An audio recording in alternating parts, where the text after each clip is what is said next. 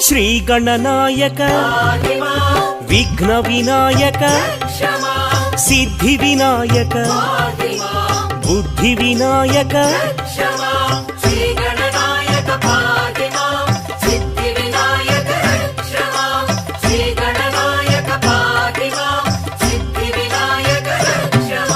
మూషిక వాహన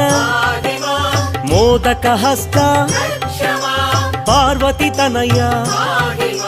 పాప విమోచన